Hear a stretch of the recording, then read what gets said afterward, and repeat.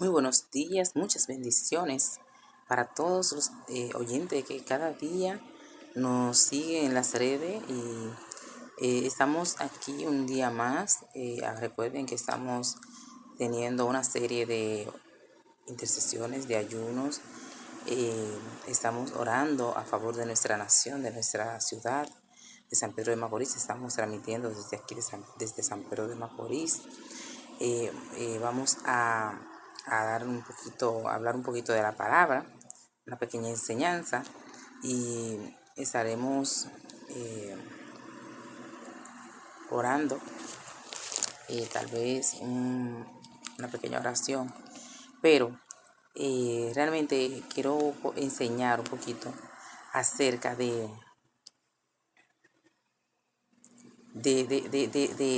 esa confianza, de esa confianza que debemos tener al momento de orar. Enseñar de que debemos depositar toda nuestra confianza en Dios y de saber pedir para entonces poder adquirir lo que estamos viviendo. Gloria a Dios. Vamos a leer aquí en Génesis capítulo 12. Entonces vamos a leer unos cuantos versos. Aleluya. Pero Jehová había dicho a Abraham: vete de tu tierra y de tu parentela y de la casa de tu padre a la tierra que yo te mostraré. Y haré de ti una nación grande, y te bendeciré y engrandeceré tu nombre, y serás bendición. Bendeciré a los que te bendijeren, y a los que te maldijeren maldeciré. Y serán benditas en ti todas las familias de la tierra. Y se fue Abraham como Jehová le dijo, y Lot fue con él. Y era Abraham de edad de 75 años cuando salió de Harán. Tomó pues Abraham a Sarai, su mujer, y a Lot, hijo de su hermano, y todos sus bienes que habían ganado, y las personas que habían adquirido en Harán, y salieron para ir a tierra de Canaán, y a tierra de Canaán llegaron. Gloria a Dios. Aleluya. Entonces aquí vemos, gloria al Señor, bendito sea el Rey que vive por los siglos de los siglos, que Dios le dice a Abraham que se vaya. Entonces Abraham accede, obedece a Dios y se va. Bendito Dios.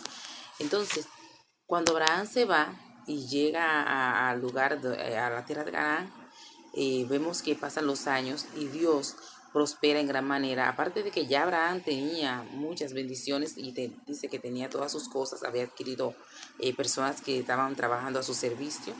Entonces también tenía ganados y todo eso. Pero dice que cuando cuando seguimos leyendo la historia, Dios lo bendijo en gran manera, a tan grande que él le dio los diezmos a Melquisedec. Entonces, lo que yo quiero explicar bien y enseñar, que cuando nosotros escuchamos la voz de Dios, no va a ser fácil, muchas veces no va a ser fácil de inmediato no va a ser tan fácil, pero sí, Dios siempre va a estar con nosotros. Dios siempre va a estar dispuesto a bendecirnos, a cuidarnos, a guardarnos y a librarnos de toda acechanza, de todo peligro. Bendito Dios.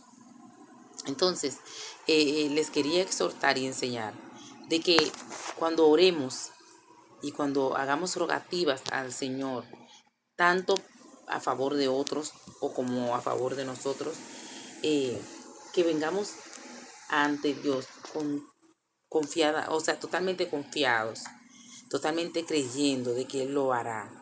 Y aparte de creerlo y de confiar de que Él lo hará, también saber pedir, o sea, saber pedir.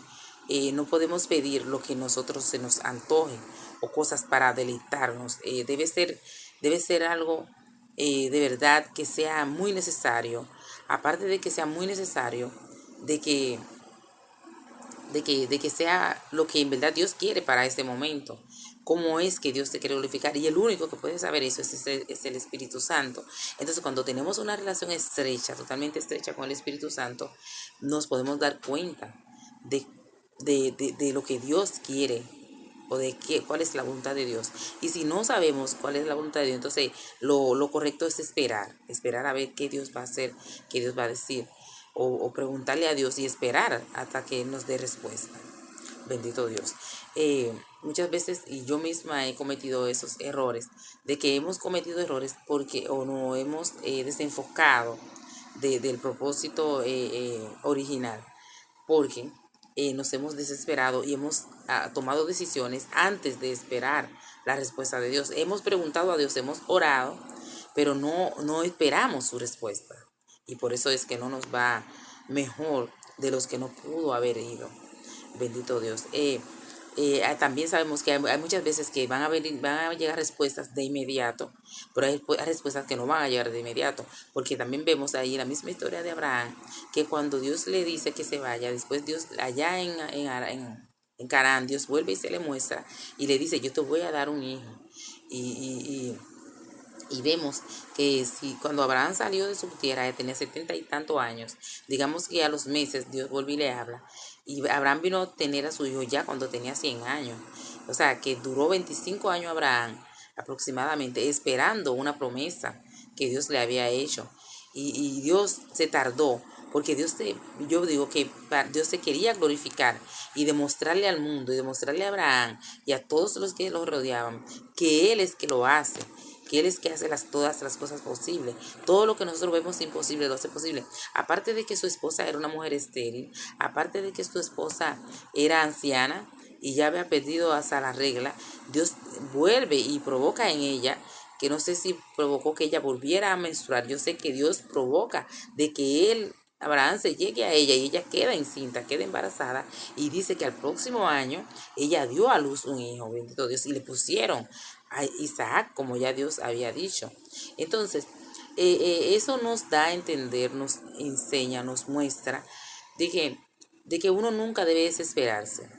Y yo esta palabra me la digo especialmente a mí misma, muchas veces me lo digo a mí misma, porque es verdad, Dios promete, pero ¿qué estamos haciendo para ver esas promesas? Nos estamos desesperando como Sara, que mandó a Abraham a llegarse a una de sus criadas y tener un hijo que se llama Ismael, que ese mismo hijo entonces es el mayor enemigo del pueblo de Israel.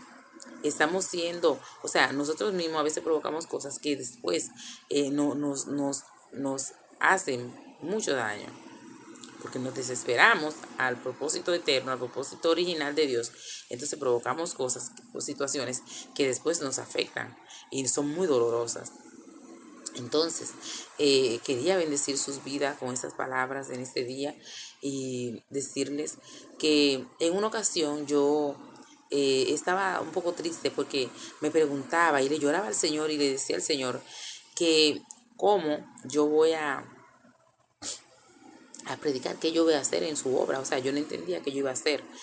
Y eso me hacía sentir un poco triste y le lloraba, le decía. Entonces el Señor después me hizo entender que hay personas más jóvenes que yo, que ven detrás de mí, que algo yo tengo que tener dentro, algo Dios ha hecho en mí, que yo pueda entonces aportar para esas personas más jóvenes. Entonces cada vez que yo me topo con alguien, que yo pueda darle un consejo o pueda explicarle algo y veo que realmente Dios está actuando o está orando en esa vida, y esa vida exactamente muchas veces Dios pone palabras exactas en mí, y cuando yo le hablo a esa persona se ven lágrimas, llantos. Entonces ahí yo ahí entiendo que realmente para algo Dios me tiene aquí, para algo que a pesar de todo lo que yo tuve que vivir, que a pesar de todo lo que yo tuve que sufrir, Él lo permitió, ¿verdad? Él no era su voluntad, Él lo permitió porque Él quería, él sabía que yo saliendo de esa situación, algún momento eso que me hizo tanto daño, entonces lo iba a usar como un instrumento para bendecir otras vidas, bendito Dios.